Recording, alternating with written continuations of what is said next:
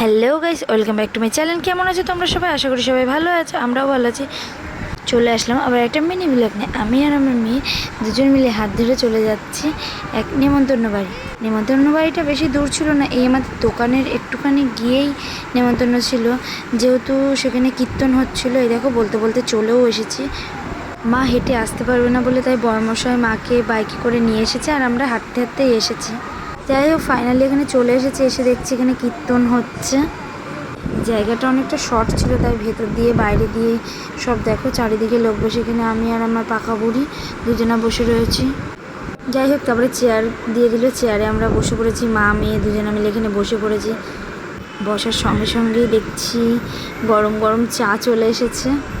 ওইদিকে সবাইকে চা দিয়ে এসে তারপরে এখানে বড় মা সবাইকে দিয়েছে। তারপরেই আমার পাকুপুরির সামনে চাটাকে রেখেছি, যেহেতু হাতে ধরে রাখতে পারিনি। যাই হোক, চা বিস্কুট তো খাওয়া প্রায় কমপ্লিট। এখানে আমার মেয়ে মানে পাকুপুরি, ও বিস্কুট চায়ের সাথে ভিজিয়ে ভিজিয়ে খাবে। যাই হোক, খাওয়া দাওয়া ডান হলো। এখানে একটু কীর্তন মানে শুনছি। ওই যে গলিতে, ওই গলিটাতে একটুখানি জায়গায় ওখানটায় কীর্তন হচ্ছিল। দেখো কতটা ভিড়, ভালোই ভিড় হয়েছিল ওখানটায়। যাই হোক, তারপরে একটু কীর্তন শুনে নিলাম, বেশ ভালোই লাগছিলো। এই হরে কৃষ্ণ শুনতে বেশ ভালোই লাগে। এখানে আমার পাকুবুড়ি নাচ শুরু করে দিয়েছে এই হরে কৃষ্ণের কীর্তনের এই তালটা শুনে। তো তাহলে আমার পাকুবুড়ি কী করছে?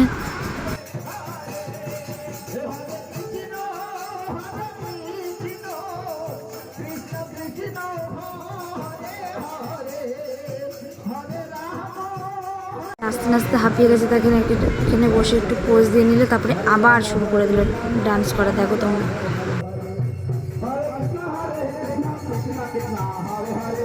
যাই হোক, তারপরে আমরা চলে গেলাম খাওয়া দাওয়ার দিকে। যেহেতু রাত হয়ে গেছে, ছোটো মানুষ, ওদের খেয়ে দিয়ে পেয়ে গেছে। তারপরে প্রথমেই দিয়ে দিল এখানে চিনি প্রসাদ। তারপরে চিনি প্রসাদ দেওয়ার পরে এখানে আবার ফল নিয়ে এসে দিয়েছিল। যেহেতু কোনো বসার জায়গায় শর্ট ছিল, তাই আমি আর মায়ে দুজনা একটা থালাতেই দুজনা খেয়ে নিয়েছিলাম। তা যাই হোক, প্রণাম করে চিনি প্রসাদটা খেয়ে নিলাম। তারপরে ফল প্রসাদ তো খুব একটা ভালো খাই না, তাই বেছে বেছে একটা না দুটো ফল প্রসাদ নিলাম।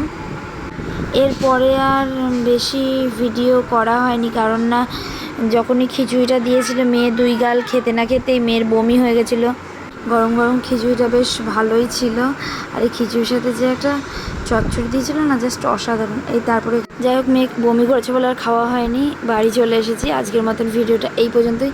দেখা হবে নেক্সট ভিডিওতে। টাটা।